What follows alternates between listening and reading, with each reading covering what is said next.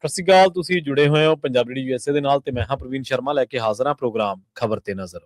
ਖਬਰ ਤੇ ਨਜ਼ਰ ਪ੍ਰੋਗਰਾਮ ਦੇ ਵਿੱਚ ਕਈ ਅਹਿਮ ਤੇ ਕਈ ਖਾਸ ਖਬਰਾਂ ਨੂੰ ਲੈ ਕੇ ਚਰਚਾ ਕਰਨ ਦੇ ਲਈ ਜੁੜ ਚੁੱਕੇ ਨੇ ਪੰਜਾਬ ਤੋਂ ਸੀਨੀਅਰ ਪੱਤਰਕਾਰ, ਉੱਘੇ ਲੇਖਕ ਅਤੇ ਸਰਗਰਮ ਸਮਾਜਿਕ ਕਾਰਕੁਨ ਦੀਪਕ ਸ਼ਰਮਾ ਚਨਾਰਥਲ ਜੀ।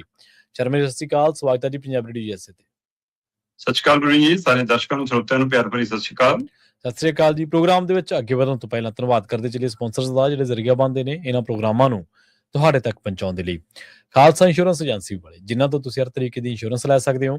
ਇੰਸ਼ੋਰੈਂਸ ਬਾਰੇ ਪਤਾ ਕਰਨ ਦੇ ਲਈ ਇਹਨਾਂ ਦਾ ਨੰਬਰ ਹੈ 408-272-2500। ਇਹ 1992 ਤੋਂ ਲਗਾਤਾਰ ਇੰਸ਼ੋਰੈਂਸ ਬਿਜ਼ਨਸ ਦੇ ਵਿੱਚ ਸ਼ਾਨਦਾਰ ਸੇਵਾਵਾਂ ਦੇ ਰਹੇ ਨੇ ਤੇ ਅਮਰੀਕਾ ਭਰ ਦੇ ਵਿੱਚ ਇੰਸ਼ੋਰੈਂਸ ਕਰਦੇ ਨੇ। ਓਬਾਮਾ ਕੇਅਰ, ਮੈਡੀਕੇਅਰ ਜਾਂ ਫਿਰ ਕਵਰਡ ਕੈਲੀਫੋਰਨੀਆ ਬਾਬਤ ਪਾਲਿਸੀ ਕਰਵਾਉਣ ਦੇ ਲਈ, ਸਲਾਹ ਲੈਣ ਦੇ ਲਈ ਅੱਜ ਹੀ ਕਾਲ ਕਰੋ 408-272-2500 ਤੇ। ਟਰਕੀਅਨ ਇਮੀਗ੍ਰੇਸ਼ਨ ਲਾਅ ਫਰਮ ਵਾਲੇ ਜੇ ਟਰਕੀਆਣਾ, ਟੋਰਨੀ ਟਰਕੀਆਣਾ ਦੇ ਨਾਲ ਤੁਸੀਂ US ਇਮੀਗ੍ਰੇਸ਼ਨ ਬਾਬਤ ਕੋਈ ਵੀ ਸਲਾਹ ਕਰਨੀ ਹੈ, ਕੋਈ ਵੀ ਸਵਾਲ ਪੁੱਛਣਾ ਤੇ ਇਹਨਾਂ ਦਾ ਨੰਬਰ ਹੈ 415-909-0503। Gurdeep Singh Birdi Clovis, Mandeep Singh San Jose, Omkar Singh Fresno, Gurnam Singh Antelope, Jarnail Singh Seattle, Mandeep Dhillon Yuba City ਤੇ ਲਾਲੀ ਸਿੰਘ ਗਰੇਵਾਲ ਫਰੀਮੌਂਟ ਤੋਂ। ਇਹਨਾਂ ਸਾਰੇ ਹੀ ਸਪਾਂਸਰਸ ਦਾ ਬਹੁਤ-ਬਹੁਤ ਧੰਨਵਾਦ।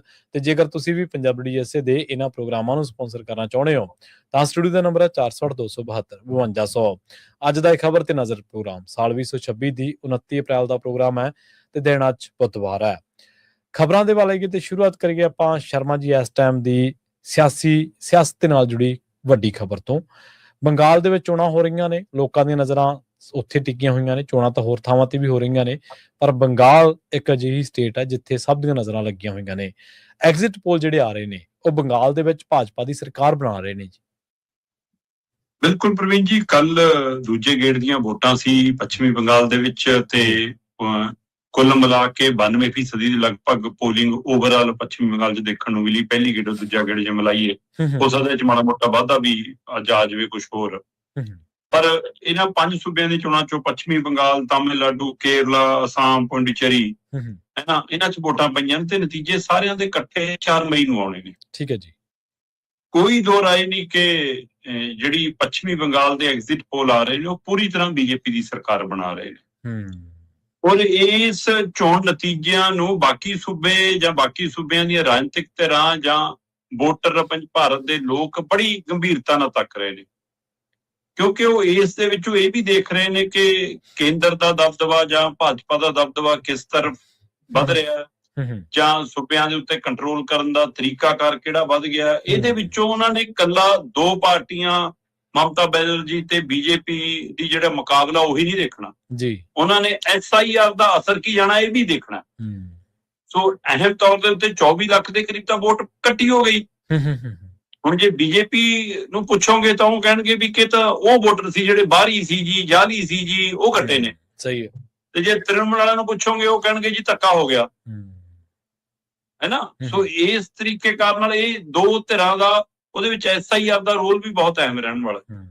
ਵੱਖੋ-ਵੱਖ ਐਗਜ਼ਿਟ ਪੋਲ ਨੇ ਤੇ ਜੇ ਉਹਨਾਂ ਸਾਰੇ ਐਗਜ਼ਿਟ ਪੋਲ ਦੀ ਐਵਰੇਜ ਕੱਢ ਲਈਏ ਆਪਾਂ, ਮਤਲਬ ਚਾਹੇ ਉਹ ਚਾਣਕਿਆ, ਚਾਹੇ ਪੀ ਮਾਰਕ ਹੈ, ਚਾਹੇ ਪ੍ਰਜਾ ਪੋਲ ਹੈ, ਪੋਲ ਡਾਇਰੀ ਹੈ, ਪੀਪਲ ਪਲੱਸ ਹੈ, ਸਾਰਿਆਂ ਦੀ ਹਾਂਜੀ ਮਤਲਬ ਜੇ ਆਪਾਂ ਦੇਖੀਏ ਕਿ 7 ਏਜੰਸੀਆਂ ਨੇ ਐਗਜ਼ਿਟ ਪੋਲ ਕੀਤਾ ਪੱਛਮੀ ਬੰਗਾਲ ਦੇ ਹਵਾਲੇ, ਉਹਨਾਂ ਚੋਂ 5 ਉੱਥੇ BJP ਦੀ ਸਰਕਾਰ ਬਣਾ ਰਹੇ ਨੇ ਜੀ। 2 ਕਹਿ ਰਹੇ ਨੇ ਕਿ TMC ਦੀ ਵਾਰੀ ਆ ਸਕਦੀ ਹੈ। ਸੋ ਮੈਂ ਜੇ ਉਹ 7 ਦੀ ਐਵਰੇਜ ਕੱਢ ਲਵਾਂ ਤਾਂ ਪੱਛਮੀ ਬੰਗਾਲ 'ਚ ਕੁੱਲ 294 ਸੀਟਾਂ ਨੇ ਤੇ ਬਹੁਮਤ ਲਈ 148 ਚਾਹੀਦੀਆਂ ਨੇ। ਐਵਰੇਜ ਇਹਨਾਂ ਐਗਜ਼ਿਟ ਪੋਲ ਦਾ BJP ਨੂੰ 154 ਸੀਟਾਂ ਦੇ ਰਿਹਾ ਤੇ TMC ਨੂੰ 132 ਦੇ ਰਿਹਾ ਜੀ, ਅਦਰਸ ਨੂੰ 8 ਦੇ ਰਿਹਾ ਤੇ ਅਦਰਸ ਮਿਲਾ ਕੇ ਵੀ 140 ਬਣਦੀਆਂ ਉਹਨਾਂ ਦੀ ਐਵਰੇਜ ਦੇ ਵਿੱਚ। ਪਰ ਇਹ ਵੀ ਇੱਕ ਕੌੜੀ ਸੱਚਾਈ ਹੈ ਕਿ ਹੁਣ ਤੱਕ ਦੇ ਜਿੰਨੇ ਪਿਛਲੇ ਐਗਜ਼ਿਟ ਪੋਲ ਆਏ ਨੇ, ਜਦੋਂ ਚੋਣਾਂ ਹੋਈਆਂ ਨੇ, ਤਦ ਐਗਜ਼ਿਟ ਪੋਲ ਤੋਂ TMC ਦੀਆਂ ਸੀਟਾਂ ਵੱਧ ਨਿਕਲੀਆਂ ਨੇ। ਜਿੰਨੀ ਐਗਜ਼ਿਟ ਪੋਲ ਜਿਹਨਾਂ ਨੂੰ ਮਿਲੀਆਂ ਉਹਦੇ ਨਾਲੋਂ ਵੱਧ ਨਿਕਲੀਆਂ ਨੇ। ਸੋ ਇਸ ਲਈ ਅਜੇ ਤੱਕ TMC ਵੀ ਮੰਨ ਕੇ ਚੱਲ ਰਹੀ ਹੈ ਕਿ ਅਸੀਂ ਬਣਾ ਸਕਦੇ ਹਾਂ, ਇਹ ਵੀ ਮੰਨ ਕੇ ਚੱਲ ਰਿਹਾ ਕਿ ਅਸੀਂ ਬਣਾ ਸਕਦੇ ਹਾਂ। TMC ਕਹਿ ਰਹੀ ਹੈ ਕਿ BJP, ਉਹਨਾਂ ਦੀਆਂ ਚੋਣ ਕਮਿਸ਼ਨ, ਉਹਨਾਂ ਦੀਆਂ ਸੁਰੱਖਿਆ ਦਸਤੇ, ਉਹਨਾਂ ਦੀਆਂ ਏਜੰਸੀਆਂ, ਉਹਨਾਂ ਦਾ ਤੰਤਰ ਜੰਤਰ, ਮਸ਼ੀਨਰੀ, ਸਾਰਾ ਕੁਛ ਸੂਬੇ 'ਚ ਝੋਕਿਆ ED ਤੱਕ। ਇੱਧਰ BJP ਵਾਲੇ ਕਹਿ ਰਹੇ ਨੇ ਵੀ ਕਿ ਜਿੱਥੇ ਮਮਤਾ ਬੈਨਰਜੀ ਖੁਦ ਲੜ ਰਹੀ ਸੀ ਹੈ ਨਾ, ਉਹਦੇ ਸਾਹਮਣੇ ਉਹ ਇਹਨਾਂ ਚੋਂ ਹੀ ਆਇਆ ਹੋਇਆ ਬੰਦਾ ਜਿਹਦੇ ਨੋਟਾਂ ਦੇ ਢੇਰ ਡਿੱਗੇ ਸੀ, ਉਹ ਉਸ ਸਮੇਂ ਕਰਪਟ ਸੀ, ਹੁਣ ਇਮਾਨਦਾਰ ਹੈ, ਉਹ ਲੜ ਰਿਹਾ ਹੈ। ਕਹਿੰਦੇ ਜੀ ਕਿ ਕਈ ਥਾਵਾਂ ਦੇ ਉੱਤੇ ਬੀਜੇਪੀ ਨੇ ਸ਼ਿਕਾਇਤ ਕੀਤੀ ਹੈ ਕਿ ਈਵੀਐਮ ਦੇ ਵਿੱਚ ਜਿੱਥੇ ਕਮਲ ਦੇ ਫੁੱਲ ਦਾ ਚੋਣ ਨਿਸ਼ਾਨ ਸੀ ਉੱਥੇ ਟੇਪ ਲਾਤੀ। ਠੀਕ ਹੈ, ਅੱਛਾ, ਕਿ ਉੱਥੇ ਵੋਟ ਨਹੀਂ ਪੈਣ ਦਿੱਤੀ। ਹੁਣ ਇਹ ਬੀਜੇਪੀ ਦੀ ਸ਼ਿਕਾਇਤ ਹੈ। ਚੋਣ ਕਮਿਸ਼ਨ ਕਹਿ ਰਿਹਾ ਵੀ ਜੇ ਅਜਿਹਾ ਕੁਝ ਹੋਇਆ ਫਿਰ ਅਸੀਂ ਜਾਂਚ ਕਰਕੇ ਦੁਬਾਰਾ ਚੋਣ ਕਰਾਵਾਂਗੇ। ਮਤਲਬ ਜੇ ਨਤੀਜੇ ਪੱਖ ਚ ਆਉਂਦੇ ਹੋਏ ਫਿਰ ਕਹਿਣਗੇ ਕਿ ਚਲੋ ਠੀਕ ਹੈ ਜੀ, ਜੇ ਨਾ ਆਉਂਦੇ ਫਿਰ ਕੀ ਦੁਬਾਰਾ ਵੀ ਵੋਟਾਂ ਕਰਾ ਸਕਦੇ ਇਹੀ ਸੀਟ ਤੇ, ਕੁਝ ਅਜਿਹਾ ਵੀ ਹੋ ਸਕਦਾ। ਇਹ ਵੀ ਇੱਕ ਪਹਿਲੂ ਹੈਗਾ। ਤੇ ਇਸੇ ਤਰ੍ਹਾਂ ਤਾਮਿਲਨਾਡੂ ਦੇ ਵਿੱਚ ਡੀਐਮਕੇ ਦੀ ਸਰਕਾਰ ਬਣਦੀ ਦਿਖ ਰਹੀ ਹੈ, ਸ਼ਾਇਦ ਕਿ ਉਹ ਲੈ ਜਾਣ, ਹੈ ਨਾ। ਤੇ ਕੇਰਲਾ ਦੇ ਵਿੱਚ ਕਾਂਗਰਸ ਤੇ ਉਹਨਾਂ ਦੇ ਸਹਿਯੋਗੀਆਂ ਦੀ ਸਰਕਾਰ ਬਣਦੀ ਇਹਦੇ ਵਿੱਚ ਦਿਖ ਰਹੀ ਹੈ ਐਗਜ਼ਿਟ ਪੋਲ ਦੇ ਵਿੱਚ। ਅਸਾਮ ਦੇ ਵਿੱਚ ਵੀ ਬੀਜੇਪੀ ਆਉਂਦੀ ਦਿਖ ਰਹੀ ਹੈ। ਸੋ ਇਹ ਸਾਰੀ ਸਥਿਤੀ ਹੈ। ਪੌਂਡੀਚੇਰੀ ਦੇ ਵਿੱਚ 30 ਸੀਟਾਂ ਨੇ, ਬਹੁਮਤ ਲਈ 16 ਚਾਹੀਦੀਆਂ ਨੇ। ਸੋ ਉੱਥੇ ਵੀ ਮਤਲਬ ਕਿ ਮੰਨਿਆ ਜਾ ਰਿਹਾ ਕਿ ਬੀਜੇਪੀ ਤੇ ਕਾਂਗਰਸ ਆਪਸ ਵਿੱਚ ਮੁਕਾਬਲੇ 'ਚ ਹੈਗੀ ਹੈ। ਸੋ ਉਹ ਸਹਿਯੋਗੀ ਦਲ ਉਹਨਾਂ ਦੇ। ਸੋ ਕੁੱਲ ਮਿਲਾ ਕੇ ਸਭ ਤੋਂ ਵੱਡੀਆਂ ਨਜ਼ਰਾਂ ਜੀ ਕਿਸੇ ਦੀ ਹੈਗੀਆਂ ਤਾਂ ਪੱਛਮੀ ਬੰਗਾਲ ਤੇ ਨੇ। ਪਰ ਪੱਛਮੀ ਬੰਗਾਲ ਤੇ ਐਗਜ਼ਿਟ ਪੋਲ ਨੇ ਤਾਂ ਸਰਕਾਰ ਬਣਾਤੀ, ਪਰ ਉੱਥੋਂ ਦੇ ਵੋਟਰ ਮਸ਼ੀਨਾਂ 4 ਤਰੀਕ ਨੂੰ ਕਿਹਦੀ ਬਣਾਉਣਗੇ ਉਦੋਂ ਦੇਖਾਂਗੇ। ਬਿਲਕੁਲ ਸਹੀ ਹੈ ਜੀ। ਤੇ ਦਿੱਲੀ ਨੇ ਕਹਿੰਦੇ ਆਪ ਸਰਕਾਰ ਉਂਗਲਾਂ ਤੇ ਨਚਾਈ ਜੀ। ਨਹੀਂ, ਦਿੱਲੀ ਨੇ ਨਚਾਈ ਕਦੋਂ ਨਹੀਂ ਜੀ ਆਮ ਆਦਮੀ ਪਾਰਟੀ ਦੀ ਸਰਕਾਰ ਉਂਗਲਾਂ ਤੇ। ਸਹੀ ਹੈ, ਬਿਲਕੁਲ ਜੀ। ਸਵਾਲ ਤਾਂ ਇਹ ਹੈ ਕਿ ਇਹ ਹੋਇਆ ਕੀ ਹੈ। ਜਦੋਂ 7 ਇਹਨਾਂ ਦੇ ਰਾਜ ਸਭਾ ਮੈਂਬਰ ਜਿਨ੍ਹਾਂ ਚੋਂ 6 ਪੰਜਾਬ ਨਾਲ ਸੰਬੰਧਿਤ ਸੀ ਬੀਜੇਪੀ 'ਚ ਚਲੇ ਗਏ, ਤਾਂ ਇਹਨਾਂ ਨੂੰ ਹੱਥਾਂ ਪੈਰਾਂ ਦੀ ਪਈ ਕਿ ਵੀ ਦੇਖਿਓ ਕਿਤੇ ਆਪਣੇ ਐਮਐਲਏ ਨਾ ਚਲੇ ਜਾਣ, ਆਪਣੇ ਐਮਪੀ ਨਾ ਚਲੇ ਜਾਣ, ਆਪਣੇ ਚੇਅਰਮੈਨ, ਸਰਪੰਚ, ਪੰਚ ਕੋਈ ਇਹ ਨਾ ਚਲਾ ਜਾਵੇ ਕਿਤੇ। ਉਹਨੂੰ ਰੋਕਣ ਦੇ ਲਈ ਇਹਨਾਂ ਨੇ ਪੂਰੀ ਤਾਕਤ ਝੋਂਕੀ। ਸਾਰਾ ਮਸ਼ੀਨਰੀ ਦਿੱਲੀ ਵਾਲੀ ਵੀ ਲਾਤੀ, ਹਾਈ ਕਮਾਨ ਵਾਲੀ ਵੀ, ਉਰੇ ਵਾਲੇ ਵੀ ਸਾਰੇ ਲੱਗੇ, ਸਰਕਾਰ ਵੀ ਲੱਗ ਗਈ, ਸਾਰਾ ਕੁਛ। ਪਰ ਇਹਦੇ ਵਿੱਚੋਂ ਇਹਨਾਂ ਨੂੰ ਲੱਗਿਆ ਕਿ ਆਪਾਂ ਐਮਐਲਏਆਂ ਨੂੰ ਹੁਣ ਤੱਕ ਡਰਾ ਕੇ ਰੱਖਿਆ, ਹੁਣ ਤੱਕ ਐਮਐਲਏਆਂ ਨੂੰ ਦਬ ਕੇ ਮਾਰੇ, ਹੈ ਨਾ। ਡੀਸੀ ਐਸਐਸਪੀ ਵੀ ਉਹਨਾਂ ਦੀ ਨਹੀਂ ਸੁਣਦਾ, ਥਾਣੇਦਾਰ ਵੀ ਨਹੀਂ ਸੁਣਦਾ, ਕਿ ਚਲੋ ਕਿਉਂ ਨਾ ਆਪਾਂ ਇਹਨਾਂ ਨੂੰ ਪਲੋਸ ਲਈਏ ਤੇ ਨਾਲੇ ਨਬਜ ਟਟੋਲ ਲਾਂਗੇ ਕਿ ਦੇਖਿਓ ਕਿਤੇ ਕੋਈ ਸੁਰ ਬਦਲ ਤਾਂ ਨਹੀਂ ਰਿਹਾ ਕਿਸੇ ਦਾ, ਹੁਣ ਉਹਨਾਂ ਦੇ ਸੰਪਰਕ 'ਚ ਤਾਂ ਨਹੀਂ ਗਏ, ਜਾਂ ਉਛਲ ਕੇ ਤਾਂ ਨਹੀਂ ਸਵਾਲ ਕਰਨ ਲੱਗ ਪਏ, ਜਾਂ ਬਾਗੀ ਹੋਣ ਦਾ ਸੁਰ ਤਾਂ ਨਹੀਂ ਪੈਦਾ ਹੋ ਰਿਹਾ। ਇਹ ਸਾਰਾ ਕੁਝ ਟੈਸਟ ਕਰਨਾ ਸੀ। ਟੈਸਟ ਕਰਨ ਦੇ ਲਈ ਜਲੰਧਰ 'ਚ ਮੀਟਿੰਗ ਰੱਖ ਲਈ ਗਈ। ਤੇ ਜਦੋਂ ਮੀਟਿੰਗ ਰੱਖ ਲਈ ਤਾਂ ਉਹਦੇ ਉੱਤੇ ਕੁਝ ਅਦਾਰਿਆਂ ਨੇ, ਮਤਲਬ ਜਿਹੜੇ ਸਰਕਾਰ ਦੀ ਝੋਲੀ ਚੁੱਕ ਨਹੀਂ ਹੈਗੇ, ਉਹਨਾਂ ਅਦਾਰਿਆਂ ਨੇ ਸਵਾਲ ਕੀਤਾ ਕਿ ਬਈ ਇੰਜ ਮੀਟਿੰਗ ਰੱਖਣ ਦਾ ਅਰਥ ਤਾਂ ਇਹੀ ਹੈ ਕਿ ਤੁਹਾਨੂੰ ਹੁਣ ਯਾਦ ਆ ਰਹੀ ਹੈ ਕਿ ਆਪਾਂ ਐਮਐਲਏ ਨਾਲ ਗੱਲ ਕਰ ਲਈਏ ਤੇ ਇਸ ਲਈ ਕਿਤੇ ਉਹ ਚਲੇ ਨਾ ਜਾਣ ਜੀ। ਤੇ ਜਦੋਂ ਇਹ ਗੱਲ ਆਈ ਕਿ ਜੀ ਡੈਮੇਜ ਕੰਟਰੋਲ ਕਰਨ ਲਈ ਜਾਂ ਨਵਾਂ ਨਰੇਟਿਵ ਸਿਰਜਣ ਲਈ ਜਾਂ ਐਮਐਲਏਆਂ ਨੂੰ ਟੈਸਟ ਕਰਨ ਦੇ ਲਈ ਇਹ ਮੀਟਿੰਗ ਹੈ, ਫਿਰ ਮਨੀਸ਼ ਸਿਸੋਦੀਆ ਜੀ ਨੇ ਲੰਬਾ ਚੌੜਾ ਟਵੀਟ ਕਰਤਾ ਕਿ ਕੁਝ ਮੀਡੀਆ ਅਦਾਰੇ ਤਾਂ ਉਹੀ ਸਵਾਲ ਕਰੀ ਜਾਂਦੇ ਆ ਜੀ, ਇਹ ਤਾਂ ਵਰਕਰਾਂ ਦੀ ਮੀਟਿੰਗ ਹੈ ਜੀ, ਸਾਡੀ ਰਿਜ਼ਰਵਰਾਂ ਦੀ ਮੀਟਿੰਗ ਹੈ ਜੀ, ਸਾਡੀ ਹਲਕਾ ਇੰਚਾਰਜਾਂ ਦਾ 1000 ਬੰਦਾ ਇਕੱਠਾ ਕਰਨਾ। ਤੇ ਜੀ ਮੁੱਖ ਮੰਤਰੀ ਭਗਵੰਤ ਮਾਨ ਇੱਧਰ ਪ੍ਰੈਸ ਕਾਨਫਰੰਸ ਕਰ ਰਹੇ ਸੀ ਕਿ ਝੋਨਾ ਕਾਤੋਂ ਲੱਗਣਾ, ਪਾਣੀ ਕਿਵੇਂ ਦੇਵਾਂਗੇ, ਕਾਤੋਂ ਕੀ ਸਾਰਾ ਕੁਝ ਹੋਊਗਾ। ਉਹਦੀਆਂ ਗੱਲਾਂ ਕਰਦੇ ਕਰਦੇ ਵਿੱਚ ਕਹਿੰਦੇ ਉਹਨਾਂ ਨੂੰ ਪੱਤਰਕਾਰ ਨੇ ਸਵਾਲ ਪੁੱਛਿਆ ਕਿ ਤੁਸੀਂ ਜਾਣਾ। ਮੈਂ ਕਿਉਂ ਜਾਣਾ ਮੀਟਿੰਗ 'ਚ, ਮੈਂ ਤਾਂ ਇੱਥੇ ਬੈਠਾ, ਮੈਂ ਇਹ ਤੋਂ ਬਾਅਦ ਉੱਥੇ ਜਾਣਾ, ਮੈਂ ਇੱਥੇ ਕਰਨਾ, ਮੇਰਾ ਕੀ ਹੈ। ਉਹ ਤਾਂ ਜੀ ਪਾਰਟੀ ਦੀ ਮੀਟਿੰਗ ਹੈ ਜੀ, ਤਾਂ ਅਕਸਰ ਹੁੰਦੀਆਂ ਨੇ ਜੀ, ਆਮ ਹੁੰਦੀਆਂ ਜੀ ਮੀਟਿੰਗਾਂ, ਕੋਈ ਐਮਐਲਏ ਨਹੀਂ ਸੱਦੇ, ਕੁਛ ਨਹੀਂ ਹੋਇਆ, ਨਿਰਾ ਝੂਠ ਬੋਲੀ ਜਾਣ। ਬਾਅਦ ਚੋਂ ਆਪ ਆਨਲਾਈਨ ਸੰਬੋਧਨ ਵੀ ਕੀਤਾ ਮੀਟਿੰਗ ਨੂੰ, ਤੇ ਮੀਟਿੰਗ ਦੇ ਵਿੱਚ ਐਮਐਲਏ ਸਾਰੇ ਗਏ ਹੋਏ ਸੀ। ਹੁਣ 1000 ਬੰਦਾ ਪਾਰਟੀ ਦਾ ਇਕੱਠਾ ਹੋਵੇ, ਔਰ ਉਹ ਬੰਦਾ ਇਕੱਠਾ ਹੋਵੇ ਜਿਹੜੇ ਸੱਤਾਧਾਰੀ ਧਿਰ ਹੋਵੇ, ਔਰ ਜਿਨ੍ਹਾਂ ਦੇ ਮੂਹਰੇ ਚੋਣ ਵੀ ਆਉਣ ਨੂੰ ਖੜੀ ਹੋਵੇ ਤੇ ਪਾਰਟੀ ਨੂੰ ਖੇਰੂ ਕਰਨ ਦਾ ਖਤਰਾ ਮੰਡਰਾ ਰਿਹਾ ਹੋਵੇ, ਉਹ ਕਿਸੇ ਗੱਲ ਤੇ ਵਿਚਾਰ ਕਰੇ ਹੀ ਨਾ। ਮਤਲਬ ਜੇ ਤੁਸੀਂ ਬੈਠਕ ਬੁਲਾਈ ਸੀ ਤਾਂ ਤੁਸੀਂ ਪੰਜਾਬ ਦਾ ਚਿੰਤਨ ਕਰਦੇ, ਪੰਜਾਬ ਦੇ ਮਸਲਿਆਂ ਦਾ ਚਿੰਤਨ ਕਰਦੇ। ਚਲ ਪੰਜਾਬ ਦੇ ਮਸਲਿਆਂ ਦਾ ਨਹੀਂ ਕਰਨਾ, ਪੰਜਾਬ ਦਾ ਨਹੀਂ ਕਰਨਾ, ਆਪਣੀ ਪਾਰਟੀ ਦਾ ਚਿੰਤਨ ਕਰਦੇ, ਆਪਣੇ ਮਸਲਿਆਂ ਦਾ ਚਿੰਤਨ ਕਰਦੇ। ਰੈਫਰੀ ਬਣ ਗਏ ਮਨੀਸ਼ ਸਿਸੋਦੀਆ ਤੇ ਰੱਸਾ ਕੱਸੀ ਕਰਾਤੀ ਪੰਜਾਬ ਦੇ ਐਮਐਲਏਆਂ ਦੀ, ਸਪੀਕਰ ਸਾਹਿਬ ਤੋਂ ਲੈ ਕੇ ਸਾਰੇ ਐਮਐਲਏ ਅਗਲੇ ਨੇ ਨਚਾਏ। ਸਹੀ ਹੈ, ਬਿਲਕੁਲ। ਕਿ ਦੱਸੋ ਜੀ, ਇਸ ਸਮੇਂ ਜਦੋਂ ਪੰਜਾਬ ਇੰਨੇ ਮਸਲਿਆਂ ਨਾਲ 2-4 ਹੋ ਰਿਹਾ ਹੋਵੇ ਤੇ ਤੁਹਾਨੂੰ ਖੇਲਾਂ ਸੁਝਦੀਆਂ ਨੇ, ਸਹੀ ਹੈ, ਤੁਹਾਨੂੰ ਕਲੋਲਾਂ ਸੁਝਦੀਆਂ ਨੇ। ਬਿਲਕੁਲ ਜੀ। ਅਸਲ 'ਚ ਦਿੱਲੀ ਵਾਲਿਆਂ ਨੇ ਇਹ ਟੈਸਟ ਕਰਕੇ ਦੇਖਿਆ ਕਿ ਅਜੇ ਵੀ ਸਾਡੇ ਇਸ਼ਾਰਿਆਂ ਤੇ ਨੱਚਦੇ ਨੇ ਕਿ ਨਹੀਂ। ਬਿਲਕੁਲ। ਜੇ ਕੋਈ ਨਾ ਕਰਦਾ ਕਿ ਮੈਂ ਨਹੀਂ ਰੱਸਾ ਟੱਪਣਾ ਜੀ, ਮੈਂ ਨਹੀਂ ਰੱਸਾ ਖਿੱਚਣਾ ਜੀ, ਮੈਂ ਨਹੀਂ ਗੋਲ ਚੱਕਰ ਚੋਂ ਲੰਘਣਾ ਜੀ, ਇਹਦਾ ਮਤਲਬ ਕਿ ਉਹਦੇ ਸੁਰ ਬਦਲ ਰਹੇ ਨੇ। ਸੋਗਲਾਂ ਟਪਾਏ ਜੀ ਸਾਰੇ, ਚੇਨ ਬਣਾ ਕੇ ਟਪਾਏ, ਇੱਕ ਦੂਏ ਨੂੰ ਹੱਥ ਫੜਾਤੇ, ਫਿਰ ਇੱਕ ਦੇ ਸਿਰ ਦੇ ਵਿੱਚੋਂ ਪਾਤਾ ਗੋਲ ਚੱਕਰਾ ਜਾ ਕਿ ਲੈ ਵੀ ਇਹਨੂੰ ਸਿਰ ਤੋਂ ਬਾਂਹ ਤੇ ਲਿਆ, ਬਾਂਹ ਤੋਂ ਲੱਤ 'ਚ ਲਿਆ, ਲੱਤ 'ਚੋਂ ਕੱਢ ਕੇ ਅਗਲੇ ਦੀ ਦੂਏ ਦੀ ਬਾਂਹ 'ਚ ਪਾ, ਥੱਲੇ ਨਹੀਂ ਕਰਨਾ ਚਾਹੀਦਾ। ਸੋ ਉਹਨਾਂ ਨੇ ਟੈਸਟ ਕਰਕੇ ਦੇਖ ਲਏ ਕਿ ਸਾਰੇ ਅਜੇ ਸਾਡੇ ਇਸ਼ਾਰਿਆਂ ਤੇ ਕੰਮ ਕਰਦੇ ਨੇ, ਸਾਡੀ ਉਂਗਲ ਦਾ ਇਸ਼ਾਰਾ ਮੰਨਦੇ ਨੇ। ਸੋ ਕੁੱਲ ਮਿਲਾ ਕੇ ਪੰਜਾਬ ਵਾਲੀ ਤਾਂ ਉੱਥੇ ਕੋਈ ਗੱਲ ਨਹੀਂ ਹੋਈ। ਆਮ ਆਦਮੀ ਪਾਰਟੀ ਦੀ ਸੁਪਰੀਮੋ ਨੇ ਜਾਂ ਮਨੀਸ਼ ਸਿਸੋਦੀਆ ਨੇ ਇਹੀ ਟੈਸਟ ਕਰਕੇ ਦੇਖਿਆ ਕਿ ਕੀ ਇਹਨਾਂ ਚੋਂ ਕੋਈ ਬਾਗੀ ਸੁਰ ਪਣ ਪਤਾ ਨਹੀਂ ਰਿਹਾ। ਪ੍ਰਵੀਨ ਜੀ, ਜਿਨ੍ਹਾਂ ਨੂੰ ਫਿਕਰ ਸਿਰਫ ਇਸ ਗੱਲ ਦਾ ਹੋਵੇ ਕਿ ਮੇਰੀ ਵਿਧਾਇਕੀ ਬਣੀ ਰਹੇ, ਪਤਾ ਨਹੀਂ ਅਗਲੀ ਵਾਰ ਟਿਕਟ ਮਿਲਣੀ ਹੈ ਕਿ ਨਹੀਂ ਮਿਲਣੀ, ਜਿਨ੍ਹਾਂ ਨੂੰ ਫਿਕਰ ਇਸ ਗੱਲ ਦਾ ਹੀ ਹੋਵੇ ਕਿ ਸਾਡੀ ਪੈਨਸ਼ਨ ਨਾ ਕਿਤੇ ਕੱਟ ਹੋ ਜਾਵੇ, ਭੱਤੇ ਨਾ ਕਿਤੇ ਕੱਟ ਹੋ ਜਾਣ, ਉਹ ਕੀ ਪੰਜਾਬ ਦੇ ਲਈ ਖੜਨਗੇ? ਸਹੀ ਹੈ, ਇਹ ਬਿਨਾਂ ਰੀੜ ਦੀ ਹੱਡੀ ਵਾਲੇ ਜੀਵ ਨੇ ਹੁਣ ਸਾਰੇ। ਸਹੀ ਹੈ, ਬਿਲਕੁਲ, ਜਿਨ੍ਹਾਂ ਦੀ ਰੀੜ ਦੀ ਹੱਡੀ ਨਹੀਂ ਹੈ। ਸਹੀ ਹੈ ਜੀ। ਜੇ ਖੜਨਾ ਹੁੰਦਾ ਤਾਂ ਜੀ ਉਹ ਸ਼ੁਰੂ ਦੇ ਵਿੱਚ ਹੀ ਬਥੇਰਾ ਕੁਝ ਹੋਇਆ ਇਹਨਾਂ ਦੇ ਨਾਲ, ਉਹਦੀ ਖੜ ਜਾਣਾ ਸੀਗਾ ਉਹਨਾਂ ਨੇ, ਜੇ ਉਹਨਾਂ ਦੀ ਖੜਨ ਦੀ ਆਦਤ ਹੀ ਹੁੰਦੀ ਤਾਂ। ਬਲਕਿ ਆਦਤ ਦੇ ਵਿੱਚ ਹੀ ਹੈ ਨਹੀਂ ਇਹ ਗੱਲ। ਤਾਂ ਅਗਲੀ ਗੱਲ ਕਰੀਏ ਇੱਕ ਹੋਰ ਡਰਾਮੇ ਦੀ, ਜਿਹੜਾ ਪੰਜਾਬ ਸਰਕਾਰ ਕਰਨ ਜਾ ਰਹੀ ਹੈ ਮਜ਼ਦੂਰਾਂ ਦੇ ਬਹਾਨੇ। 1 ਮਈ ਨੂੰ ਵਿਸ਼ੇਸ਼ ਸੈਸ਼ਨ ਜਿਹੜਾ ਸੱਦ ਲਿਆ ਜੀ। ਦੇਖੋ, ਸੈਸ਼ਨ ਬੁਲਾਉਣ ਦੇ ਵਿੱਚ ਤਾਂ ਖਾਸ ਕਰਕੇ ਵਿਸ਼ੇਸ਼ ਸੈਸ਼ਨ ਬੁਲਾਉਣ ਦੇ ਵਿੱਚ ਤਾਂ ਰਿਕਾਰਡ ਕਾਇਮ ਕਰਕੇ ਜਾਣਗੇ। ਰਿਕਾਰਡ ਤਾਂ ਇਹਨਾਂ ਨੇ ਕਈ ਕਾਇਮ ਕਰਨੇ ਆ, ਬਹੁਤ ਰਿਕਾਰਡ ਤਾਂ ਬਹੁਤ ਬਣਾਉਣਗੇ। ਹੁਣ ਇਹ 1 ਮਈ ਮਜ਼ਦੂਰ ਦਿਵਸ ਹੁੰਦਾ, ਉਸ ਦਿਨ ਸੈਸ਼ਨ ਬੁਲਾਇਆ ਤੇ ਸੈਸ਼ਨ ਬੁਲਾ ਕੇ ਮਤਲਬ ਮਜ਼ਦੂਰਾਂ ਦੇ ਹੱਕਾਂ ਹਕੂਕ ਦੀ ਗੱਲ ਕਰਨਗੇ। ਜੇ ਮਜ਼ਦੂਰਾਂ ਦੇ ਹੱਕ ਦੀ ਗੱਲ ਕਰਨੀ ਹੁੰਦੀ ਤਾਂ ਜਦੋਂ ਮਨਰੇਗਾ ਮਾਰੀ ਜਾ ਰਹੀ ਸੀ ਤਾਂ ਤੁਸੀਂ ਧਰਤੀ ਤੇ ਹੁੰਦੇ, ਸੜਕਾਂ ਤੇ ਹੁੰਦੇ, ਤੁਸੀਂ ਨਹੀਂ ਆਏ। ਸਹੀ ਹੈ। ਜੇ ਤੁਸੀਂ ਸੱਚਮੁੱਚ ਮਜ਼ਦੂਰਾਂ ਦੇ ਹੱਕ ਹਕੂਕ ਦੀ ਗੱਲ ਕਰਨੀ ਹੁੰਦੀ, ਤੁਸੀਂ ਮਤਾ ਨਾ ਪਾਉਂਦੇ, ਤੁਸੀਂ ਦਿੱਲੀ ਜਾ ਕੇ ਧਰਨਾ ਲਾਉਂਦੇ। ਬਿਲਕੁਲ ਜੀ।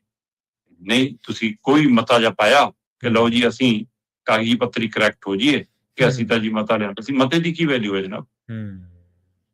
ਚਲੋ, ਤੁਸੀਂ ਉਹਨਾਂ ਦੇ ਬੇਸ ਦੇ ਲਈ ਕੋਈ ਹਰਾ ਨਾਰਾ ਮਾਰਿਆ, ਤੁਸੀਂ ਕੋਈ ਉਹਦੇ ਲਈ ਕੋਈ ਯੋਜਨਾ ਬਣਾਈ ਕਿ ਜੇ ਤੁਹਾਡਾ ਡੀਏ ਨਹੀਂ ਦੇ ਹੋ ਰਿਹਾ, ਤੁਸੀਂ ਮਜ਼ਦੂਰਾਂ ਦੀ ਕੀ ਬਾਂਹ ਫੜਨੀ? ਜਿਹੜੇ ਮੁਲਾਜ਼ਮ ਰੋਜ਼ ਤੁਹਾਡੇ ਮੱਥੇ ਲੱਗਦੇ, ਤੁਸੀਂ ਤਾਂ ਮੋਰ ਉਲਟਾ।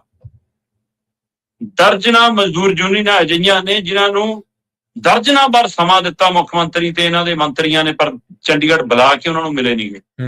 ਮਜ਼ਦੂਰੀ ਕਿ ਕਿੰਨੇ ਹੀ ਹੋਰ ਸੰਸਥਾਵਾਂ, ਕਿੰਨੇ ਹੀ ਹੋਰ ਵਿਭਾਗ, ਕਿੰਨੇ ਹੀ ਹੋਰ ਮੁਲਾਜ਼ਮ ਜਥੇਬੰਦੀਆਂ, ਉਹ ਸਾਰੀਆਂ ਧਿਰਾਂ ਜਿਨ੍ਹਾਂ ਨੂੰ ਸਮੇਂ-ਸਮੇਂ ਮੀਟਿੰਗਾਂ ਤੇ ਬੁਲਾਉਂਦੇ ਨੇ, ਬਾਅਦ ਚੋਂ ਭੱਜ ਜਾਂਦੇ ਨੇ ਸਮਾਂ।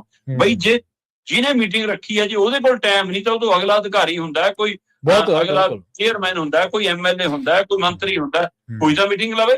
ਸਹੀ ਹੈ। ਮਤਲਬ ਤੁਸੀਂ ਡਾਇਰੀ ਕਿਵੇਂ ਮੇਨਟੇਨ ਕਰਦੇ ਹੋ ਫਿਰ? ਇੱਥੋਂ ਦਾ ਜਾ ਲਓ ਜੀ। ਸੋ ਇਸ ਲਈ ਕੁੱਲ ਮਿਲਾ ਕੇ 1 ਤਰੀਕ ਵਾਲਾ ਸੈਸ਼ਨ ਇਹਨਾਂ ਦੇ ਆਪਣੀ ਪਾਰਟੀ ਬਚਾਉਣ ਲਈ ਹੀ ਮਤਾ ਆਊਗਾ। ਉਸ ਦਿਨ ਇਹ ਮਤਾ ਪਾਉਣਗੇ ਕਿ ਜੀ ਕੇਂਦਰ ਸਰਕਾਰ ਧੱਕਾ ਕਰਦੀ ਆ, ਬੀਜੇਪੀ ਧੱਕਾ ਕਰਦੀ ਆ, ਐ ਖਰੀਦੋ ਫਰੋਖਤ ਕਰਦੀ ਆ, ਮਿਸ਼ਨ ਲੋਟਸ ਦੇ ਖਿਲਾਫ ਇੱਕ ਮਤਾ ਲਿਆਉਣ ਦਾ ਡਰਾਮਾ ਕਰਨਗੇ। ਤੇ ਉਹ ਸਾਰਾ ਕੁਝ ਉਹਨਾਂ ਦੇ ਅਨੁਸਾਰ ਹੀ ਕਰ ਰਹੇ ਨੇ, ਸਾਰਾ ਕੁਝ ਉਹਨਾਂ ਦੇ ਲਈ ਪਲੇਟਫਾਰਮ ਬਣਾ ਕੇ ਦੇ ਰਹੇ ਨੇ, ਸਾਰਾ ਰਾਹ ਉਹਨਾਂ ਲਈ ਪੱਧਰਾ ਕਰਕੇ ਦੇ ਰਹੇ ਨੇ। ਹਾਂ, ਮੁੱਖ ਮੰਤਰੀ ਸਾਹਿਬ ਕਹਿੰਦੇ ਸਮਾਂ ਵੀ ਮਿਲ ਗਿਆ ਜੀ ਸਾਨੂੰ, ਅਸਾਂ ਦ੍ਰੋਪਦੀ ਮੁਰਮੂ ਨੂੰ ਮਿਲਣ ਜਾ ਰਹੇ। ਅੱਛਾ, ਸਹੀ ਹੈ। ਮਾਲਾ ਵੀ ਤੁਹਾਡੇ 6-7 MP ਕੀ ਚਲੇ ਗਏ ਤੇ ਤੁਸੀਂ ਰਾਸ਼ਟਰਪਤੀ ਤੱਕ ਤੋਂ ਸਮਾਂ ਮੰਗ ਲਿਆ ਤੇ ਚਲੋ ਤੁਹਾਨੂੰ ਮਿਲ ਗਿਆ, ਧੰਨਵਾਦ। ਪੰਜਾਬ ਦੇ ਲਈ ਕਿੰਨਾ ਕਦੇ ਸਮਾਂ ਮੰਗੇ ਜੀ? ਸਹੀ। ਕਦੇ ਕਿੰਨੀ ਕੁ ਚਾਰਜੋਈ ਕੀਤੀ ਕਿ ਹਾਂ ਜੀ ਰਾਸ਼ਟਰਪਤੀ ਜੀ ਸਾਡੀ ਗੱਲ ਸੁਣ ਲਓ, ਸਾਡਾ ਪੇਂਡੂ ਵਿਕਾਸ ਫੰਡ 9000 ਕਰੋੜ ਹੋ ਗਿਆ ਜੀ, ਨਹੀਂ ਦੇ ਰਹੇ ਜੀ, ਸਰਹੱਦਾਂ ਦੀ ਰਾਖੀ ਇਹ ਕਰ ਰਹੇ ਨੇ ਜੀ, ਤੇ ਘਟਨਾਵਾਂ ਸਾਡੇ ਪੰਜਾਬ 'ਚ ਵਾਪਰਦੀਆਂ। ਉਹ ਬਟਾਲੇ 'ਚ ਫਿਰ 3 ਮੁੰਡਿਆਂ ਤੇ ਗੋਲੀਆਂ ਚੱਲੀਆਂ, 2 ਮਰ ਗਏ, ਹੈਨਾ। ਤੇ ਇਸ ਲਈ ਮਤਲਬ ਕਿ ਤੁਸੀਂ ਪੁੱਛੋ ਨਾ ਉਹਨਾਂ ਨੂੰ, ਜੀ ਆਹ ਹਥਿਆਰ ਪਾਰ ਤੋਂ ਆਉਂਦੇ ਨੇ ਜੀ, ਡਰੱਗ ਪਾਰ ਤੋਂ ਆਉਂਦਾ ਜੀ, ਆ ਜੀ ਰੇਲਵੇ ਟਰੈਕ ਤੇ ਘਟਨਾ ਵਾਪਰ ਗਈ, ਇਹਦੇ ਪਿੱਛੇ ISI ਹੈ ਜੀ, ਵਿਦੇਸ਼ ਦਾ ਹੱਥ ਹੈ ਜੀ, ਤੇ ਫਿਰ ਉਹ ਸਰਹੱਦਾਂ ਕਿਹਦੇ ਕੰਟਰੋਲ 'ਚ ਨੇ? ਉੱਥੋਂ ਟੱਪ ਕੇ ਜੇ ਆਉਂਦਾ ਤਾਂ ਕਿਉਂ ਨਹੀਂ ਅਮਿਤ ਸ਼ਾਹ, ਕਿਉਂ ਨਹੀਂ ਰੱਖਿਆ ਮੰਤਰੀ ਜ਼ਿੰਮੇਵਾਰ? ਇਹਦੇ ਲਈ ਪੁੱਛਣ ਜਾਓ ਕਦੇ ਰਾਸ਼ਟਰਪਤੀ ਨੂੰ। ਬਿਲਕੁਲ। ਸੋ ਉਹਦੇ ਲਈ ਕਦੇ ਕੋਈ ਚਾਰਜ ਹੋਈ ਨਹੀਂ। ਹੁਣ ਆਪਣੇ ਲਈ ਭੱਜੇ ਫਿਰਦੇ ਨੇ। ਹੋਣਾ ਕੁਝ ਨਹੀਂ, ਅਗਲਿਆਂ ਨੇ ਕਰ ਲਿਆ ਜੋ ਕਰਨਾ ਸੀ। ਜੀ। ਤੁਸੀਂ ਅਗਲੇ ਬਚਾਉਣ ਦੇ ਲਈ ਕੁਝ ਕਰ ਰਹੇ ਹੋ ਤਾਂ ਉਹ ਦੇਖ ਲਓ, ਪਰ ਕੁੱਲ ਮਿਲਾ ਕੇ 1 ਤਰੀਕ ਦਾ 1 ਮਈ ਦਾ ਵਿਸ਼ੇਸ਼ ਸੈਸ਼ਨ ਵੀ ਭੰਡਪਣਾ ਹੀ ਹੋਊਗਾ, ਤੇ ਉੱਪਰ ਕੁਝ ਨਹੀਂ ਹੋਣਾ। ਸਹੀ ਗੱਲ। ਸਵੈ ਇੱਕ ਦੂਏ ਨੂੰ ਤੰਜ, ਮਿਹਣੇ, ਵਿਅੰਗ, ਹੈ ਨਾ, ਚੁਟਕਲੇਬਾਜ਼ੀ, ਉਹ ਸਾਰਾ ਕੁਝ ਹੋਊਗਾ। ਸੋ ਗੰਭੀਰਤਾ ਨਾਲ ਇੱਕ ਵੀ ਦਿਨ ਮਤਲਬ ਚਿੱਟ ਦਾੜੀਏ ਸਾਡੇ ਮਤਲਬ ਕਿ MLA MP ਕੱਲ ਉੱਥੇ ਉਹਨਾਂ ਦੇ ਗੋਲ ਚੱਕਰਾਂ ਚ ਲੰਘ ਰਹੇ ਸੀ, ਜਿਵੇਂ ਆਪਣੇ ਪਿੰਡਾਂ ਚੋਂ ਸਾਈਕਲ ਚਲਾਉਣ ਵਾਲੇ ਆਉਂਦੇ ਹੁੰਦੇ ਸੀ, ਬਾਜੀ ਪਾਉਣ ਵਾਲੇ ਆਉਂਦੇ ਹੁੰਦੇ ਸੀ, ਫਿਰ ਉਹ ਇੱਕ ਲੋਹੇ ਦੇ ਚੱਕਰ ਚੋਂ 3-3 ਜਣੇ ਲੰਘ ਕੇ ਦਿਖਾਉਂਦੇ ਸੀ ਨਾ ਇਕੱਠੇ, ਕਿ ਦੇਖੋ ਅਸੀਂ ਫਸਦੇ ਨਹੀਂ। ਉਹ ਹਾਲ ਇਹਨਾਂ ਦਾ ਕੀਤਾ ਸੀ ਕਿ ਦੇਖੋ ਜੀ ਅਸੀਂ ਤੁਹਾਡੇ ਕਿਸੇ ਵੀ ਚੱਕਰ ਚੋਂ ਲੰਘਣ ਲਈ ਤਿਆਰ ਆ। ਸੋ ਉਹਨਾਂ ਨੇ ਹਾਈ ਕਮਾਂਡ ਨੇ ਇਹਨਾਂ ਨੂੰ ਗੋਲ ਚੱਕਰ ਚ ਪਾਇਆ ਹੋਇਆ ਤੇ ਉਹਨਾਂ ਦੇ ਚੱਕਰ ਚ ਫਸੇ ਹੋਏ ਨੇ। ਉਸੇ ਚੋਂ ਉਹਨਾਂ ਦੇ ਇਸ਼ਾਰੇ ਤੇ 1 ਮਈ ਦਾ ਵਿਸ਼ੇਸ਼ ਸੈਸ਼ਨ ਹੈ। ਸਵੈ ਡਰਾਮੇ ਤੋਂ ਕੁਝ ਨਹੀਂ ਹੋਣਾ ਜਨਾਬ, ਚੱਕਰ ਨਹੀਂ ਚੱਕਰ ਪਾਇਆ ਹੋਇਆ। ਅਗਲੀ ਗੱਲ ਕਰੀਏ, ਲੋਕ ਟਰੈਵਲ ਬਹੁਤ ਕਰਦੇ ਨੇ ਸ਼ਰਮਾ ਜੀ, ਤੇ ਫਲਾਈਟਸ ਦੇ ਨਾਲ ਜੁੜੀ ਜਿਹੜੀ ਖਬਰ ਆ ਉਹ ਹਰ ਕੋਈ ਬੰਦਾ ਪੜ੍ਹਦਾ, ਐਵੀਏਸ਼ਨ ਇੰਡਸਟਰੀ ਦੇ ਨਾਲ ਜਿਹੜੀ ਜੁੜੀ ਆ। ਭਾਰਤ ਦੇ ਵਿੱਚ ਫਲਾਈਟਸ ਦੇ ਬਾਰੇ ਖਬਰ ਆ ਰਹੀ ਹੈ ਕਿ ਬੰਦ ਵੀ ਹੋ ਸਕਦੀਆਂ ਨੇ। ਦੇਖੋ ਇਹ ਬੜੀ ਚਿੰਤਾਜਨਕ ਸਥਿਤੀ ਹੈ ਇਸ ਸਮੇਂ ਜੀ, ਜਦੋਂ ਅਮਰੀਕਾ, ਈਰਾਨ, ਇਜ਼ਰਾਈਲ ਇਹ ਸਾਰਾ ਯੁੱਧ ਪ੍ਰਕਿਰਿਆ ਸ਼ੁਰੂ ਹੋਈ। ਆਪਾਂ ਕਿੰਨੀ ਵਾਰ ਇਸ ਨੁਕਤੇ ਤੇ ਗੱਲ ਛੂੰਹਦੇ ਆਏ ਹਾਂ ਕਿ ਭਰਾਓ ਇਹਦਾ ਅਸਰ ਹਰ ਦੁਨੀਆ ਦੇ ਹਰ ਕੋਨੇ ਤੇ ਪੈਣਾ ਹੀ ਪੈਣਾ। ਸਹੀ ਹੈ। ਔਰ ਉਹ ਸਪਸ਼ਟ ਰੂਪ ਵਿੱਚ ਸਾਹਮਣੇ ਆਉਣ ਲੱਗ ਪਿਆ। ਮੁਲਕਾਂ 'ਚ ਤੇਲ ਗੈਸ ਵਾਲੀ ਕਿੱਲਤ ਵੀ, ਮਹਿੰਗਾਈ ਵੀ, ਚੀਜ਼ਾਂ ਦੀਆਂ ਖਾਣ ਪੀਣ ਵਾਲੇ ਤੇਲ ਵੀ, ਉਹਨਾਂ ਚੀਜ਼ਾਂ ਦੇ ਰੇਟ ਵੀ, ਸਾਰੀਆਂ ਚੀਜ਼ਾਂ ਤੇ ਅਸਰ ਪੈ ਰਿਹਾ। ਉਸੇ ਅਸਰ ਦੇ ਵਿੱਚ 에ਅਰਲਾਈਨਸ ਵੀ ਹੁਣ ਆਪਣੇ ਆਪ ਨੂੰ ਪ੍ਰਭਾਵਿਤ ਦੱਸ ਰਹੀ। ਮਤਲਬ ਆਪਾਂ ਤਾਂ ਚਲੋ ਭਾਰਤ ਦੇ ਵੱਲੋਂ ਗੱਲ ਕਰ ਰਹੇ ਹਾਂ, ਮੈਨੂੰ ਪਤਾ ਲੱਗ ਰਿਹਾ ਕਿ ਦੁਨੀਆ ਦੇ ਕਈ ਮੁਲਕਾਂ ਦੇ ਵਿੱਚ ਸਥਿਤੀ ਬਣੀ ਹੋਈ ਹੈ ਕਿ 에ਅਰਲਾਈਨਸ ਕਾਫੀ ਸਰਕਾਰ ਦੇ ਨਾਲ ਤਾਲਮੇਲ ਚ ਨੇ ਕਿ ਵੀ ਸਾਡਾ ਤਾਂ ਕੰਮ ਔਖਾ ਹੋਇਆ ਪਿਆ। ਠੀਕ ਹੈ ਜੀ। ਉਹਦੇ ਵਿੱਚੋਂ ਭਾਰਤ ਵਾਲੀ ਸਥਿਤੀ ਤਾਂ ਇਹ ਹੈ ਕਿ ਚਾਹੇ ਸਪਾਈਸਜੈਟ ਹੋਵੇ, ਚਾਹੇ ਇੰਡੀਗੋ ਹੋਵੇ, ਚਾਹੇ 에ਅਰ ਇੰਡੀਆ ਹੋਵੇ, ਕਹਿੰਦੇ ਕਿ ਉਹਨਾਂ ਨੇ ਤਾਂ ਭਾਰਤ ਸਰਕਾਰ ਨੂੰ ਅੱਜ ਤੱਕ ਕਹਿਤਾ ਕਿ ਜੀ ਸਾਨੂੰ ਫਲਾਈਟ ਬੰਦ ਕਰਨੀਆਂ ਪੈ ਸਕਦੀ, ਸਾਡੇ ਜਹਾਜ਼ ਨਹੀਂ ਉੱਡ ਸਕਣਗੇ। ਇਹ ਵੱਖਰੀ ਗੱਲ ਹੈ ਕਿ ਜਦੋਂ ਦੁਨੀਆ ਤੇ ਮੁਸੀਬਤ ਕੋਈ ਹੋਰ ਤਰ੍ਹਾਂ ਦੀ ਆਉਂਦੀ ਹੈ, ਕਰੋਨਾ ਕਾਲ ਵਰਗਾ ਹੈ ਕੁਛ ਆਇਆ, ਤਾਂ ਇਹ ਕੰਪਨੀਆਂ ਮਲਾਈ ਲੁੱਟਦੀਆਂ ਪੂਰੀ ਬਿਲਕੁਲ, ਫਿਰ ਲੋਕਾਂ ਨਾਲ ਨਹੀਂ ਖੜਦੀਆਂ। ਹੁਣ ਅੱਜ ਆਪਣੇ ਤੇ ਰੇਟ ਰੁੱਟ ਜਾ ਤੇਲ ਦਾ, ਕੱਚੇ ਤੇਲ ਦਾ, ਕਿਉਂਕਿ ਫਰਵਰੀ 28 ਫਰਵਰੀ ਤੋਂ ਲੈ ਕੇ 29-30 ਅਪ੍ਰੈਲ ਤੱਕ ਆਉਂਦਿਆਂ 45% ਤੋਂ ਉੱਪਰ ਕੱਚੇ ਤੇਲ ਦੇ ਰੇਟ ਮਹਿੰਗੇ ਹੋ ਗਏ। ਇਸ ਸਥਿਤੀ ਦੇ ਵਿੱਚ ਹੁਣ ਇਹ ਕਹਿੰਦੇ ਜੀ ਕਿ ਸਾਡੇ ਲਈ ਤਾਂ ਅੱਗੇ ਚੱਲਣਾ ਮੁਸ਼ਕਲ ਹੈ, ਕਿਉਂਕਿ ਸਾਡਾ ਜਿਹੜਾ ਜਹਾਜ਼ੀ ਤੇਲ ਹੈ ਉਹ ਸਾਨੂੰ ਬਹੁਤ ਮਹਿੰਗਾ ਪੈ ਰਿਹਾ, ਉਹ ਕੋਸਟ ਸਾਤੋਂ ਨਹੀਂ ਚੱਕੀ ਜਾ ਰਹੀ। ਇਸ ਲਈ ਜਿਹੜਾ ਜੈਟ ਫਿਊਲ ਜਿਹਨੂੰ ਆਪਾਂ ਕਹਿੰਦੇ ਹਾਂ ਕਿ ਉਹਦੇ ਵਿੱਚ ਇੰਨਾ ਇਜ਼ਾਫਾ ਹੋ ਗਿਆ ਕਿ ਸਾਤੋਂ ਨਹੀਂ ਚੱਲ ਹੋਣਾ। ਇਸ ਲਈ ਅਸੀਂ ਤਾਂ ਘਰੇਲੂ ਉਡਾਨਾਂ ਸ਼ਾਇਦ ਬੰਦ ਹੋਣ ਦੀ ਕਗਾਰ ਤੇ ਹੋਣ, ਜਾਂ ਇਹ ਸਰਕਾਰ ਤੋਂ ਇਸ਼ਾਰਾ ਭਾਲਦੇ ਹੋਣ ਕਿ ਅਸੀਂ ਰੇਟ ਦੁੱਗਣੇ ਕਰ ਲਈਏ। ਮੈਨੂੰ ਤਾਂ ਇਹ ਵੀ ਪਤਾ ਲੱਗਿਆ ਕਿ ਇਹ ਦਮ ਭਰ ਰਹੇ ਨੇ ਕਿ 40 ਤੋਂ ਲੈ ਕੇ ਪਹਿਲਾਂ 40% ਜਿਹੜਾ ਸਾਡਾ ਫਿਊਲ ਤੇ ਖਰਚਾ ਸੀ, ਹੁਣ 60% ਹੋਣ ਲੱਗ ਪਿਆ। ਮਤਲਬ ਸਾਡਾ ਕੁੱਲ ਖਰਚੇ ਚੋਂ 20% ਖਰਚਾ ਇੱਧਰ ਹੋਰ ਵੱਧ ਗਿਆ। ਜੀ। ਇਹ ਦਮ ਭਰ ਰਹੇ ਨੇ ਕਿ ਸਾਨੂੰ 11% ਜਿਹੜੀ ਐਕਸਾਈਜ਼ ਡਿਊਟੀ ਆ ਉਹ ਘਟਾ ਦਿੱਤੀ ਜਾਵੇ। ਪਤਾ ਲੱਗਿਆ ਕਿ ਸਰਕਾਰ 5000 ਕਰੋੜ ਦੇ ਕਰੀਬ ਇਹਨਾਂ ਨੂੰ ਰਾਹਤ ਦੇਣ ਦੀ ਵੀ ਤਿਆਰੀ ਚ। ਮਤਲਬ ਕਿਸਾਨ ਦਾ ਕਰਜ਼ਾ ਹੋਵੇ ਤਾਂ ਫਿਰ ਕੁਰਕੀ ਤੱਕ ਜਾਂਦਾ ਹੈ। ਹਾਂਜੀ।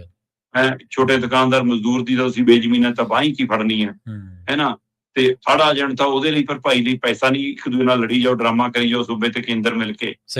ਤੂੰ ਦੇ ਤੇ ਤੂੰ ਮੇਰੇ ਖਰਚ ਲੈ, ਮੈਂ ਤੇਰੇ ਖਰਚ ਲੈ, ਲੋਕਾਂ ਦੀ ਬਾਂਹ ਨਾ ਫੜੋ। ਤੇ ਇੱਥੇ ਕਿਵੇਂ ਵੱਡੇ ਉਦਯੋਗੀ ਘਰਾਣਿਆਂ ਦਾ ਵੱਟੇ ਖਾਤੇ 'ਚ ਵੀ ਪੈ ਜਾਂਦਾ ਕਰਜ਼ਾ। ਤੇ ਹੁਣ ਮਾੜੀ ਜਿਹੀ ਮੁਸ਼ਕਲ ਆਈ ਤਾਂ ਕਹਿੰਦੇ ਜੀ 5000 ਕਰੋੜ, ਵੀ ਇੰਨੇ ਸਾਲਾਂ ਤੋਂ ਕਮਾਉਂਦੇ ਹੀ ਨੇ, ਤੇ ਰੱਖੋ ਦਬਕਾ ਨਾ ਫਿਰ। ਜੀ ਸਹੀ ਹੈ, ਬਿਲਕੁਲ। ਇਸ ਲਈ ਦੇਖੋ ਜਿਹੜਾ ਜਹਾਜ਼ ਚੜਦਾ ਉਹ ਮਾਤਰ ਤਾਂ ਚੜਦਾ ਨਹੀਂ ਕੋਈ। ਜੀ, ਜੋ ਸਮਰੱਥ ਹੈ ਤਾਂ ਹੀ ਚੜ ਰਿਹਾ, ਤਾਂ ਹੀ ਚੜਦਾ ਹੈ ਨਾ।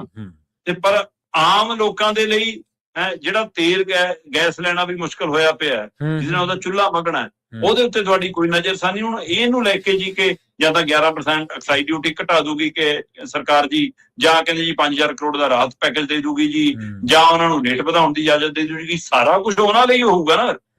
ਪਰ ਇਹ ਗੱਲ ਜ਼ਰੂਰ ਹੈ ਕਿ ਹੁਣ ਜਿੰਨਾ ਤੇਜ਼ੀ ਨਾਲ ਇਸ ਖੇਤਰ 'ਚ ਕਸਟਮਰ ਵੱਧ ਰਿਹਾ, ਕਿਉਂਕਿ ਜਿਹੜੀ ਸਾਡੀ ਮਿਡਲ ਕਲਾਸ ਹੈ ਨਾ, ਉਹ ਸਮਰੱਥ ਨਾ ਵੀ ਹੋਵੇ ਪਰ ਉਹ ਆਪਣੇ ਆਪ ਨੂੰ ਅਪਰ ਕਲਾਸ ਦਿਖਾਉਣ ਦੇ ਵਿੱਚ ਕਾਹਲੀ ਹੈ। ਹੁਣ ਕਈ ਵਾਰ ਅਸੀਂ ਲੋੜ ਤੋਂ ਜ਼ਿਆਦਾ ਵੀ ਉਹ ਸਹੂਲਤਾਂ ਮਾਨਣ ਦੀ ਕੋਸ਼ਿਸ਼ ਕਰਦੇ ਜਦੋਂ ਬਿਨਾਂ ਸਰ ਸਕਦਾ ਹੁੰਦਾ। ਜੀ ਜੀ ਬਿਲਕੁਲ।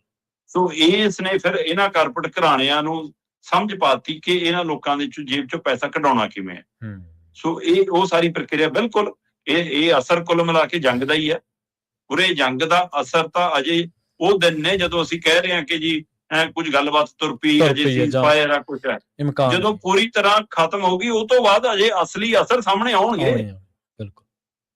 ਇੱਕਦਮ ਇਹ ਨਾਰਮਲ ਨਹੀਂ ਹੋ ਜਾਣਾ। ਹੂੰ ਸੋ ਇਹ ਦੂਰਗਾਮੀ ਅਜੇ ਅਸਰ ਕਈ ਪਹਿਲੂਆਂ ਤੋਂ ਪੈਣੇ ਨੇ। ਇਹ ਫਿਕਰ ਹੈਗਾ ਉਹਦਾ ਇੱਕੇ ਝਲਕਾਰਾ ਏ ਕਿ ਜੇ ਅਜੇ ਘਰੇਲੂ ਉਡਾਨਾਂ ਤੇ ਪੈ ਰਿਹਾ ਤਾਂ ਕੱਲ ਨੂੰ ਅੰਤਰਰਾਸ਼ਟਰੀ ਇੰਟਰਨੈਸ਼ਨਲ ਉਡਾਨਾਂ ਤੇ ਵੀ ਇਹਦਾ ਅਸਰ ਦੇਖਣ ਨੂੰ ਤੁਹਾਨੂੰ ਮਿਲ ਸਕਦਾ।